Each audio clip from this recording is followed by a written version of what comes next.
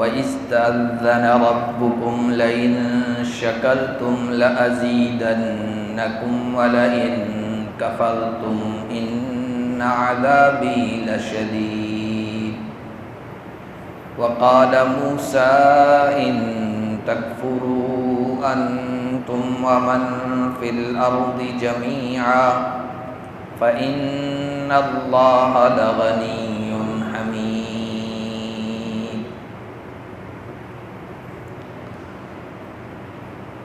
آج کے درس کا آغاز اللہ کے فضل و کرم سے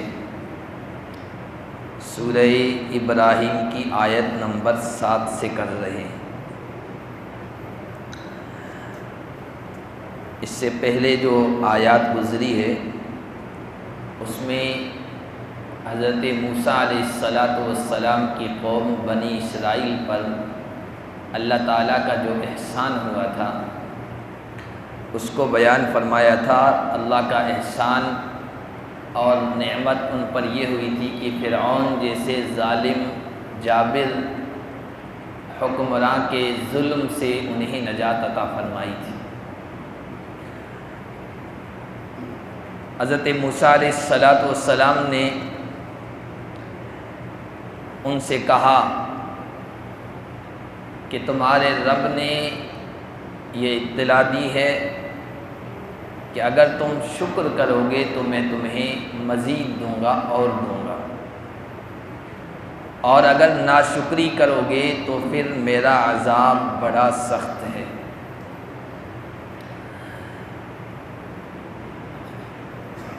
اللہ تعالیٰ کی طرف سے انسانوں پر، مخلوقات پر بے شمار نعمتیں ہو رہی اور ان نعمتوں کا احاطہ نہیں کیا جا سکتا، یعنی ان کو گنا نہیں جا سکتا ہے، ان کو شمار نہیں کیا جا سکتا ہے۔ وَإِن تَعُدُّوا نِعْمَتَ اللَّهِ لَا تُحْصُوهَا۔ ظاہری نعمتیں ہیں، باطنی نعمتیں ہیں، ایمانی نعمتیں ہیں، روحانی نعمتیں ہیں، دنیاوی نعمتیں ہیں، اخروی نعمتیں ہیں، بے شمار نعمتیں ہیں۔ ایمان کی نعمت ہمارے لیے سب سے بڑی نعمت ہے۔ حدیث میں آیا ایمان کے بعد اللہ تعالیٰ کی سب سے بڑی نعمت عافیت ہے۔ انسان کو عافیت والی زندگی مل جائے یہ بہت بڑی نعمت ہے۔ ان نعمتوں کو اگر ہم اپنے پاس باقی رکھنا چاہتے ہیں اور ان میں اضافہ کرنا چاہتے ہیں تو اس کا نسخہ اللہ نے بتایا ہے کہ شکر ادا کرو۔ شکر دل کے احساس کا بھی نام ہے کہ دل کے اندر یہ احساس ہو کہ اس میں میرا کوئی کمال نہیں ہے، جو کچھ ہے اللہ کا دیا ہوا ہے، یہ سب اللہ کا فضل و کرم ہے۔ شکر زبان سے بھی ہوتا ہے کہ زبان سے بھی انسان کہتا رہے الحمدللہ الحمدللہ علی کل حال واعوذ باللہ من حال اہل النار۔ ہر حال میں اللہ کا شکر ادا کرتا ہوں، جہنمیوں، ناشکروں اور ناقدروں کے حال سے میں اللہ کی پناہ چاہتا ہوں، اللہ کی پناہ میں آتا ہوں۔ اور جو نعمتیں اللہ تعالیٰ نے عطا فرمائی ہیں ان کا صحیح استعمال یہ بھی شکر ہے۔ 3 طرح سے شکر ادا کیا جاتا ہے۔ اگر ناشکری کریں گے تو اللہ فرماتے ہیں پھر میرا عذاب سخت ہے۔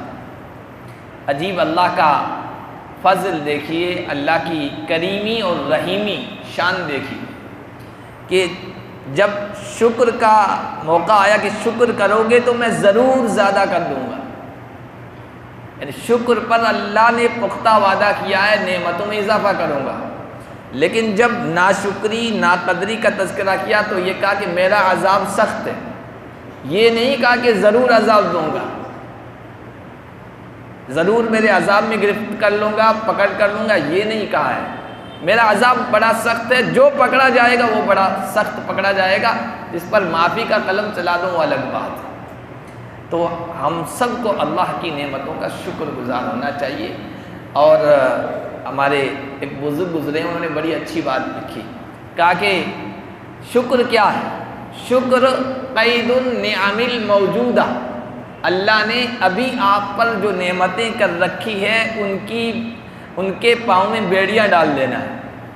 انسان کے پیروں میں بیڑیاں ڈال دو، جانور کے پیروں میں بیڑیاں ڈال دو، جانور مضبوط ہو جاتا ہے، پھر آپ کے قبضے میں رہتا ہے، وہ ادھر ادھر ہل نہیں سکتا ہے۔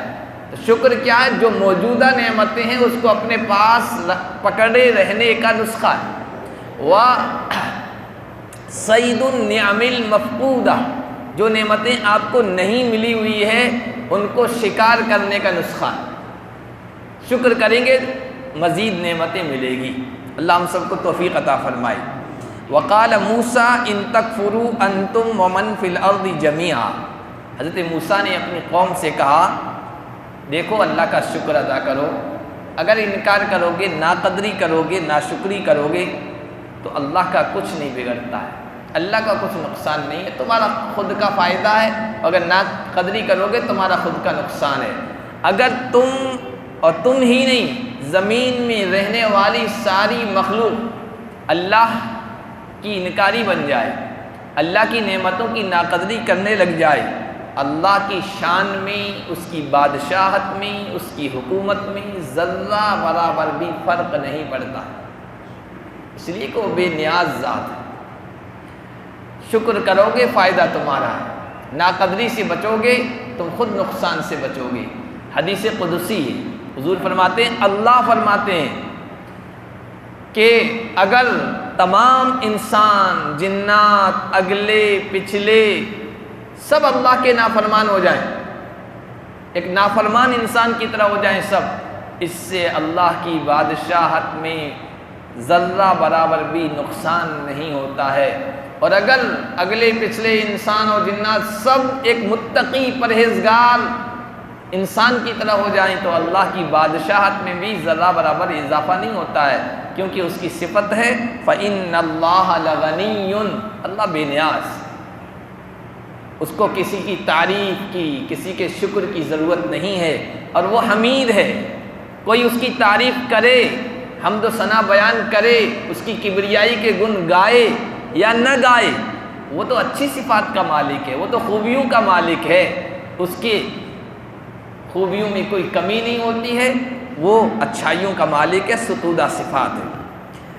الم یاتکم نبأ الذین من قبلکم، یہاں پر یہ بنی اسرائیل اور فرعونیوں کی جو رودات سنائی جا رہی ہے نا، ان کا واقعہ، اس میں دو باتیں اس وقت جب قرآن اتر رہا تھا اس وقت کے لوگوں کو بتانی تھی، اور ہم کو بھی اور قیامت تک کے آنے والے انسانوں کو۔ قرآن تو اللہ کا اتارا ہوا ہدایت نامہ ہے، اور قیامت تک جو حالات پیش آئیں گے ایمان والوں کو، پیغمبر کے ماننے والوں کو، ان حالات کو اس میں بیان کیا گیا ہے، تاکہ جب اس طرح کے حالات ایمان والوں پر آئیں تو قرآن کو پڑھیں۔ قرآن میں جب یہ سب باتیں پڑھیں گے تو ان کو تسلی ہوتی ہے کہ یہ تو پہلے بھی ہو چکا ہے، اور پہلوں کے ساتھ، ماننے والوں کے ساتھ جب اللہ کی مدد آئی تو ہمارے ساتھ بھی آئے گی۔ تو قریش کے لوگوں کو، سرکشی کرنے والوں کو یہ کہا جا رہا ہے کہ اگر تم سرکشی پر آمادہ رہو گے، ہمارے نبی اور ان کے ماننے والوں پر ظلم و ستم کا بازار گرم کیے رہو گے تو پھر دیکھو تمہارا انجام وہی ہوگا جو فرعونیوں کا ہوا ہے۔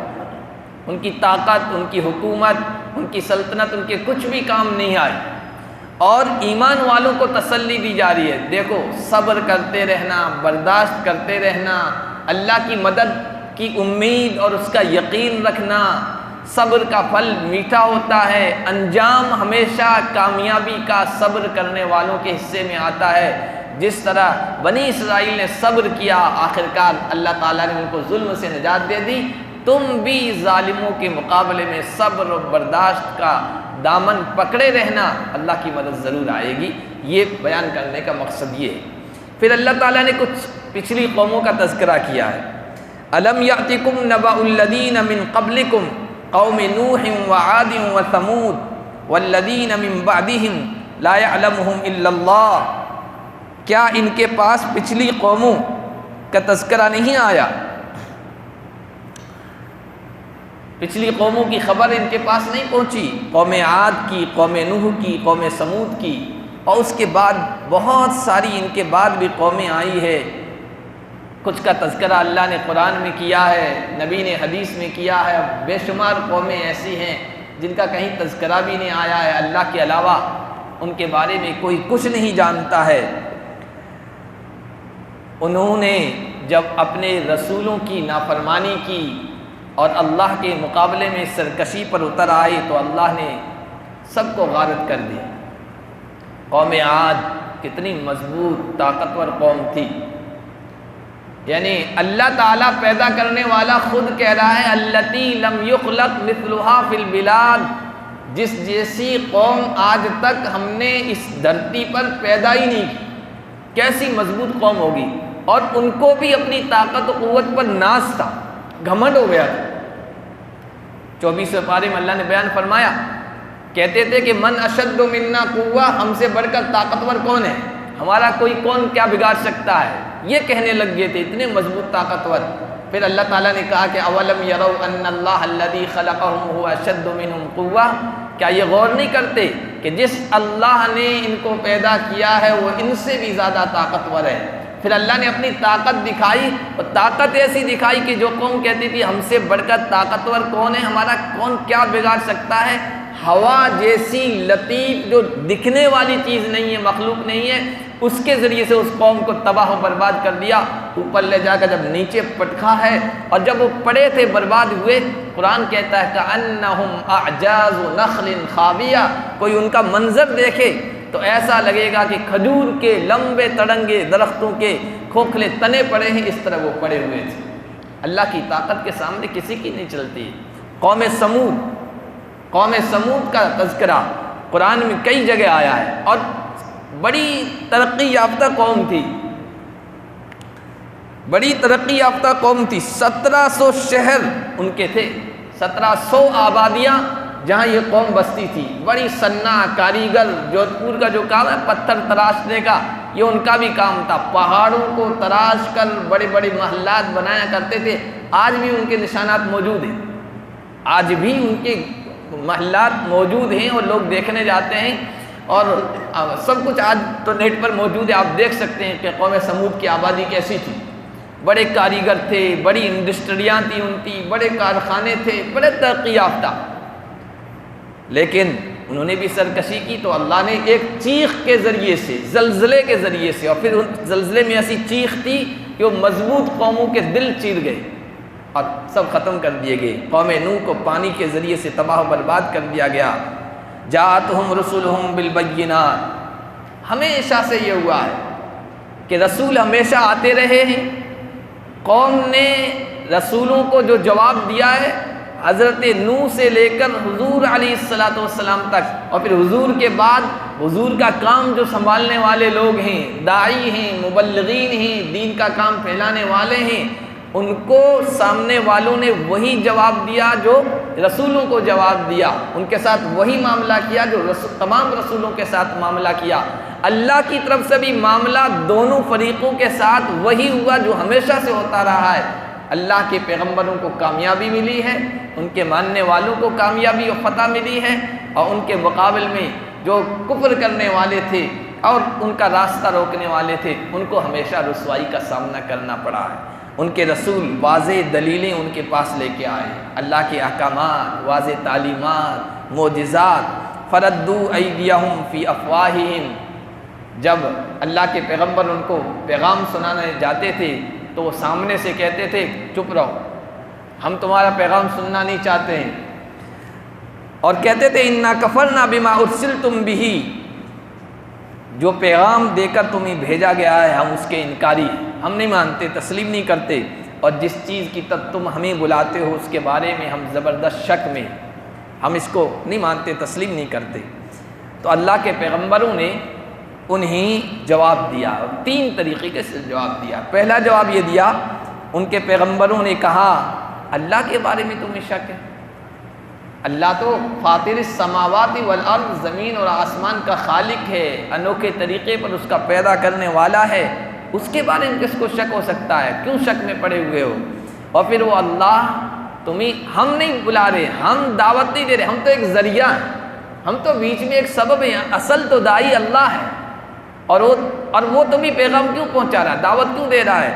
تاکہ تمہارے گناہوں کو معاف کر دے، تمہارے بھلے کے لیے اللہ کر رہا ہے، تمہارے گناہوں پر معافی کا قلم پھیر دے، اور تم اس کی بات مان لو گے، پیغام قبول کر لو گے تو اس زندگی میں اللہ مہلت دے دے گا، ورنہ پکڑے جاؤ گے، زندگی بھی ختم ہو جائے گی۔ قالوا ان انتم الا بشر مثلنا، تو سامنے سے لوگوں نے کہا تم کیسے رسول ہو؟ تمہارے کوئی سرخاب کا پر لگا ہوا ہے؟ تم ہم سے کوئی الگ ہو؟ ہمارے جیسے انسان ہو؟ تم کیسے رسول بن گئے؟ تم ہمارے جیسے بشر ہو، انسان ہو۔ تريدون ان تصدونا عما كان يعبد آباؤنا، تم یہ چاہتے ہو کہ ہمارے باپ دادا کے طریقوں سے ہم کو ہٹا دو۔ انسانوں کی ہمیشہ بے شمار انسانوں کی گمراہی کا سبب آج بھی یہی ہے کہ باپ دادا کے غلط طریقے سے وہ ہٹنا نہیں چاہتے۔ فاتونا بسلطان مبین، کھلی دلیل لے کے آؤ کہ جو پیغام تم پہنچا رہے ہو یا اللہ کی طرف سے صحیح ہے، کھلی دلیل لے کے آؤ تو ہم مانیں گے۔ اور کھلی دلیل کا مطلب ان کی ڈیمانڈ کے مطابق معجزہ۔ حالانکہ اللہ کے پیغمبروں کو اللہ معجزے دیتا ہے، چمتکار جس کو معجزہ کہتے ہیں، وہ اس لیے دیتا ہے کہ سامنے والا مطمئن ہو جائے۔ جو سلیم الفطرت ہوتا ہے، نیک مزاج انسان ہوتا ہے، اچھی طبیعت کا ہوتا ہے، اس کو معجزے کی بھی ضرورت نہیں ہے۔ وہ تو پیغمبر کی سچائی، صداقت، اس کے اچھے کیریکٹر، اس کے حسن کردار، اس کی سیرت، اس کی ظاہری و باطنی خوبیوں کی وجہ سے جب اللہ کا پیغمبر کہتا میں اللہ کا پیغمبر ہوں، اللہ کا پیغام پہنچا رہے ہیں، وہ مان لیتا ہے کہ ہاں آپ اللہ کے پیغمبر ہیں، ہم آپ کو مانتے ہیں۔ حضرت ابوبکر صدیق، حضرت خدیجہ، حضرت علی، حضرت زید بن حارثہ، یہ وہ لوگ تھے جو پہلے اسلام قبول کرنے والے، ان کی فطرت صحیح تھی، مزاج سلیم تھا، اور انہوں نے کہا کہ ہم مان لیتے ہیں۔ اس لیے کہ آج تک ہم نے آپ کو جھوٹ بولتے ہوئے نہیں دیکھا۔ اللہ پر کیسے جھوٹ بول دیں گے آپ کہ ہم جھوٹا کہہ دیں کہ میں نبی ہوں، اللہ نے بھیجا ہے؟ ایسا نہیں ہو سکتا۔ جو انسانوں کے سامنے جھوٹ نہیں بول سکتا وہ اللہ پر کیسے جھوٹ گھڑ سکتا ہے؟ فوراً مان لیا۔ لیکن کچھ طبیعتیں ہمیشہ ایسی ہوتی ہیں انسانوں میں جو چمتکار چاہتی ہے، جو عجیب و غریب کرامات دیکھنا چاہتی ہے، اس کے بغیر ماننے کے لیے تیار نہیں ہوتی ہے، تو اللہ پیغمبروں کو اس طرح کی چیزیں بھی دیتے ہیں جس کو معجزہ کہتے ہیں۔ بہت سارے معجزات ہیں، حضور علیہ السلام کے ہزاروں معجزات ہیں، لیکن کافر ان تمام معجزوں کو دیکھنے کے باوجود بھی بعض مرتبہ کرتے تھے جیسا ہم چاہ رہے ہیں نا ویسا معجزہ دکھاؤ تو مانیں گے۔ جیسے 15ویں پارے میں اللہ کے نبی صلی اللہ علیہ وسلم سے کہا کرتے تھے کہ ہم تو آپ کو پیغمبر نہیں مانیں گے۔ بھائی پیغمبر تو مالدار آدمی ہونا چاہیے، اس کے آگے پیچھے ہٹو بچو کرنے والے ہونے چاہیے، اس کا بنگلہ ہونا چاہیے، اس کے باغات ہونے چاہیے، بڑا چودھری ہونا چاہیے۔ آپ کے ساتھ یہ چیزیں ہیں نہیں، یہ چیزیں ہوں تو ہم مان لیں۔ کبھی کہتے تھے ہم آپ پر اس وقت تک ایمان نہیں لائیں گے جب تک کہ مکے کی سنگلاخ پتھریلی زمین میں چشمے نہ پھوڑ دیں آپ، یا نہریں جاری ہو جائیں، چشمے بہنے لگیں، یا کھجور کے انگور کے باغات پیدا ہو جائیں، تب مانیں گے۔ کبھی کہتے تھے آسمان سے کوئی ٹکڑا گرائیں آپ ہمارے سامنے، ہم گرتا ہوا دیکھیں اپنی آنکھوں سے، تب مانیں گے کہ آپ سچے پیغمبر ہیں۔ کبھی کہتے تھے آپ اللہ کے پیغمبر ہیں تو اللہ کے خزانوں میں تو کوئی کمی نہیں نا، تو آپ کا بنگلہ سونے کا ہونا چاہیے، سونے کا بنگلہ تیار کر کے دکھا دو، ہم آپ کو نبی مان لیں گے۔ کبھی کہتے تھے ایسے نبی نہیں مانیں گے، آسمان پر ہماری آنکھوں کے سامنے جاؤ، پھر وہاں سے ایک کتاب لے کے آؤ اپنی بغل میں پکڑے ہوئے، تو ہم کہیں ہاں واقعی یہ آسمان سے کتاب لے کے آیا۔ یہ ڈیمانڈیں ان کی ہوتی تھی، معجزے، ایسے معجزے دکھاؤ۔ تو پیغمبروں نے اس کا بھی جواب دیا ہے۔ پہلے سوال کا کہ تم کون سے انسان ہو، کوئی سرخاب کا پر لگا ہوا ہماری جیسے انسان ہو؟ تو پیغمبروں نے کہا ہاں ہم تمہاری جیسے انسان ہیں، ہمارا خاندان ہے جس طرح تمہارا خاندان ہے، لیکن اللہ جس پر احسان فرماتا ہے اس کو نبوت کے لیے چن لیتا ہے۔ اور یہ کوئی ایسی بات نہیں جس پہ کوئی اشکال ہو، انسان میں فرق ہوتا ہے، اس کی خوبیوں میں فرق ہوتا ہے، کوئی عالم ہے کوئی جاہل ہے، عالموں میں بھی دیکھو کسی میں کیا خوبی ہے، کسی میں کیا خوبی ہے، کسی میں کیا خوبی ہے۔ اب اچھے سے اچھا عالم آپ ڈھونڈنے کی کوشش کرتے ہیں کیونکہ اس میں خوبیاں ہیں۔ اسی طرح جاہل میں فرق ہے، مالدار میں فرق ہے، کوئی بہت زیادہ مالدار ہے کہ ٹاپ 10 میں آتا ہے، ریچڈ پرسن میں آتا ہے، کوئی متوسط درجے کا ہے، کوئی بیچارہ فقیر ہے، کسی کو 2 وقت کا کھانا مل جاتا ہے، کسی کو 1 وقت کے کھانے کے لیے وہ ترستا ہے۔ انسانوں میں یہ سب چیزیں فرق ہے، تو اندر کی اچھی خوبیوں میں بھی تو فرق ہو سکتا ہے۔ اب اللہ کی نظر اس انسان پر پڑتی ہے جو اچھی خوبیوں کا مالک ہوتا ہے، اس کو چن لیتا ہے، وہ رسول ہو جاتا ہے، تو اس میں کون سی عجیب بات ہے؟ وَمَا كَانَ لَنَا أَن نَّأْتِيَكُم بِسُلْطَانٍ إِلَّا بِإِذْنِ اللَّهِ۔ دوسرا جو انہوں نے کہا تھا معجزہ دکھاؤ ہماری ڈیمانڈ کے مطابق، تو ان کا جواب دیا کہ بھائی معجزہ دکھانا ہمارے ہاتھ میں نہیں، اللہ جب چاہتا ہے تب ہمارے ہاتھوں سے معجزہ ظاہر ہو جاتا ہے، اس ڈیمانڈ کو ہم پورا نہیں کر سکتے، یہ اللہ کے ہاتھ میں ہے۔ وَعَلَى اللَّهِ فَلْيَتَوَكَّلِ الْمُؤْمِنُونَ۔ اور تیسرا وہ ڈراتے تھے، دھمکاتے تھے، ہم تمہاری بات نہیں مانیں گے اور تم ہمارے خلاف ایسے حق کا پیغام پہنچاتے رہو گے، ہمارے بتوں کو برا بھلا کہتے رہو گے، تو پھر دیکھنا تمہارا انجام بہت برا ہوگا۔ تو اس کا جواب دیا کہ تمہارے ڈر، تمہاری دھمکیوں میں ہم آنے والے نہیں، متاثر ہونے والے نہیں ہیں، اس لیے کہ ہمارا بھروسہ اللہ کی ذات پر ہے۔ ایمان والوں کو اللہ پر بھروسہ کرنا چاہیے، جو اللہ پر بھروسہ کرتا ہے وہ سب سے زیادہ مضبوط انسان ہوتا ہے، کسی کا روب، کسی کا ڈر، کسی کی دھمکی اس کو متاثر نہیں کر سکتی ہے۔ حضرت عبداللہ ابن عباس قرآن کی تفسیر میں سب سے زیادہ ماہر، مفسرین کے سردار کہے جاتے ہیں، حضور علیہ السلام کی دعائیں ان کو ملی ہوئی تھی، تو انہوں نے کہا کہ 3 باتیں کہی، ان میں سے ایک بات یہ کہی کہ من احب ان یکون اقوی الناس، جو آدمی یہ چاہتا ہے کہ لوگوں میں سب سے طاقتور، مضبوط و بہادر بنے، فلیتوکل علی اللہ، تو وہ اللہ پر بھروسہ کرے۔ اللہ پر بھروسہ کرنے والا سب سے زیادہ طاقتور انسان ہوتا ہے۔ وما لنا الا نتوکل علی اللہ وقد ہدانا سبلنا۔ آگے بات کہی، ہم اللہ پر توکل کیوں نہ کریں، اللہ پر یقین و بھروسہ کیوں نہ کریں؟ اللہ نے ہمیں راستہ دکھایا، ایمان کا، ہدایت کا، ہمارے سروں پر اللہ نے نبوت کا، رسالت کا تاج رکھا، ہماری ساری ضرورتیں اللہ نے پوری کی۔ وَلَنَصْبِرَنَّ عَلَىٰ مَا آذَيْتُمُونَا، تم ہمیں تکلیف پہنچا رہے ہو، پہنچاتے رہو، ہم صبر کا دامن پکڑے رہیں گے، اور صبر کا پھل ہمیشہ میٹھا ہوتا ہے اور وہ ہمارے حق میں ہی آئے گا۔ وَعَلَى اللَّهِ فَلْيَتَوَكَّلِ الْمُتَوَكِّلُونَ، اور توکل کرنے والوں کو اللہ ہی پر توکل و بھروسہ کرنا چاہیے۔ آگے سے ان کافروں نے جب دیکھا کہ ہماری دھمکیوں میں بھی نہیں آنے والے ہیں، اپنے پیغام سے رکنے والے بھی نہیں ہیں، تو انہوں نے ایک اور دھمکی دی جو ہمیشہ پیغمبروں کو دی جاتی رہی ہے، پیغمبروں کے نائبین کو، ایمان والوں کو، حق پرستوں کو آج بھی دی جا رہی ہے۔ دیکھیے قرآن، میں نے کہا نا قرآن یہ آئینہ ہے، یہ قیامت تک آنے والے حالات کے بارے میں رہنمائی کرتا ہے۔ جب جیسے حالات ہو، قرآن کو سمجھنے والا قرآن سے ان حالات میں رہنمائی حاصل کر لیتا ہے اور پھر تسلی ہو جاتی ہے، واہ میرے اللہ، آپ نے کتنے 100 سال پہلے آج کے حالات کو بیان کر کے ہمارے لیے ہدایت کا، رہنمائی کا سامان فراہم کر دیا۔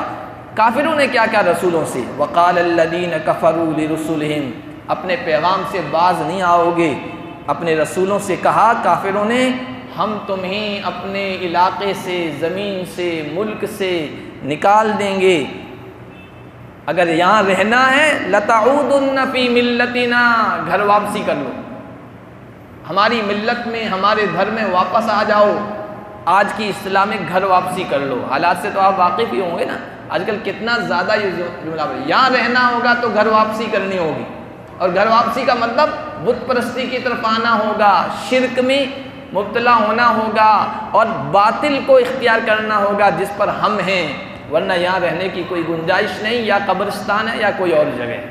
یہ دھمکیاں یہ ہمیشہ رسولوں کو ملتی رہی ہے۔ 9ویں پارے کے شروع میں آپ پڑھیں گے حضرت شعیب کا تذکرہ کیا گیا، وہاں بھی حضرت شعیب کی قوم نے ہو یہی جملے کہے تھے، شعیب یا تو دھرم واپسی کر لو یا پھر علاقہ چھوڑ دو، یہاں رہنے کی تمہاری کوئی گنجائش نہیں ہے۔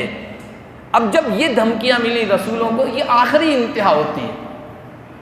انسان کو طاقت کا غرور، دولت کا نشہ، اکثریت کا، بہو سنکھیک ہونے کا، بڑی تعداد ہونے کا گھمنڈ ہوتا ہے، وہ اندھا کر دیتا ہے۔ وہ سمجھتا ہے اب ہمیں ہمارے مقابلے میں کون آنے والا ہے، ہماری حکومت کو گرانے والا کون ہے، ہمارا کون نقصان پہنچانے والا ہے، اللہ کی طاقت و قوت کو بھول جاتے ہیں۔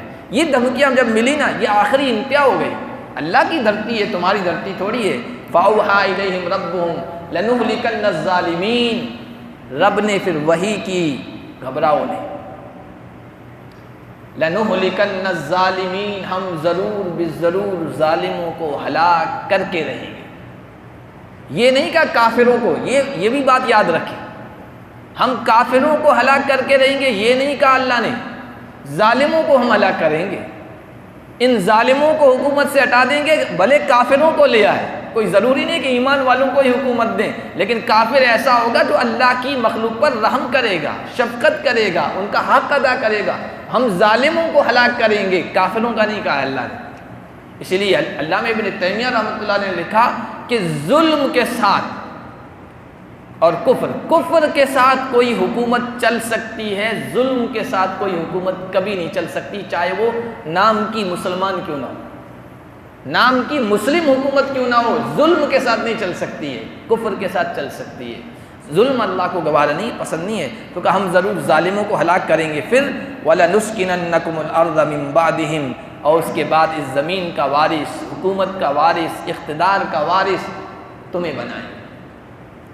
ذَلِكَ لِمَنْ خَافَ مَقَامِي وَخَافَ وَعِيدِ، یہ باتیں ہم اس شخص کے لیے کر رہے ہیں جو اس بات سے ڈرتا ہے کہ اس کو ایک مرتبہ ہمارے سامنے آ کر کھڑا ہونا ہے، حاضر ہونا ہے قیامت کے دن، اور میری وعید سے، دھمکی سے ڈرتا ہے کہ اللہ جو کہتا ہے وہ پورا کر کے دکھاتا ہے وعدہ۔ وَاسْتَفْتَحُوا، اور انہوں نے فتح طلب کی۔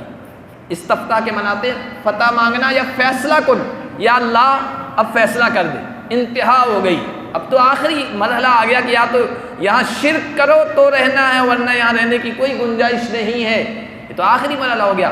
نبیوں نے کہا یا اللہ فیصلہ کر دے، اب تو واضح کر دے کہ حق کیا ہے، باطل کیا ہے، تیری اس دھرتی پر رہنے کا حقدار کون ہے، اور کون اس بات کے لائق ہے کہ اس دھرتی سے اس کو مٹا دیا جائے، ختم کر دیا جائے۔ نبیوں نے بھی یہی کہا اور کافروں نے بھی، کیونکہ کافر لوگ اپنے آپ کے گمان میں یہ سمجھتے تھے ہم حق پر ہیں، اس لیے جب جنگ بدر ہوئی نا تو حضور نے بھی دعائیں کی، ادھر ابو جہل چلا ہے تو مکہ میں کعبہ سے لپٹ کر کے آئے کہ اگر ہم حق پر ہیں، جو حق پر ہے اس پر اس کے بارے میں فیصلہ کر دے، اس کو گمان یہ تھا کہ ہم حق پر ہیں، اس کو فتح دے دے، اور اس کا تذکرہ بھی 9ویں پارے میں آیا ہے۔ وہ دعا کرتے تھے اللہ سے کہ اللہ جو حق ہے اس کو واضح کر دے، اور اگر ہم غلط ہیں تو آسمان سے ہم پر پتھر برسا دے، یعنی ان کو یقین تھا کہ ہم حق پر ہیں۔ آج بھی دیکھیے شرک کرنے والے، بت پرستی کرنے والے اتنے پختہ یقین کے ساتھ باتیں کرتے کہ ایسا لگتا ہے کہ وہ حق پر ہیں اور مسلمان غلط ہیں۔ تو انہوں نے بھی یہی کہا اب فیصلہ ہو جانا چاہیے، تو اللہ نے کہا ٹھیک ہے اب فیصلہ کر دیتے ہیں۔ فیصلہ اللہ کی طرف سے ہوا، خاب کل جبار عنید، ہر سرکش، ضدی، اللہ کا نافرمان، رسولوں اور ان کے متبعین کو ستانے والا رسوا ہو گیا۔ ان کی اسکیمیں، ان کی پلانیں، ان کے رسولوں کو ہم، ایمان والوں کو ہم اس زمین سے، ملک سے نکال دیں گے، ساری فیل ہو گئی، ناکام ہو گئی، اور ان کے جو خواب تھے وہ سب ختم ہو گئے۔ اللہ نے رسولوں کو کامیابی عطا فرمائی اور ان کو صفحہ ہستی سے مٹا کے رکھ دیا۔ یہ تو اس دنیا کا عذاب ہوا، آگے کیا عذاب ہوگا، کیا عذاب ان کی تیاری میں ہے، اس کو اللہ تعالیٰ آگے اگلی آیات میں بیان کریں گے، انشاءاللہ اگلے درس میں ہم پڑھیں گے۔ اللہ پاک ہم سب کو قرآن کی ہدایات کے ذریعے سے رہنمائی حاصل کرنے کی توفیق عطا فرمائے۔ سبحان اللہ و بحمدہ، سبحانک اللہم و بحمدک، ونشہد ان لا الہ الا انت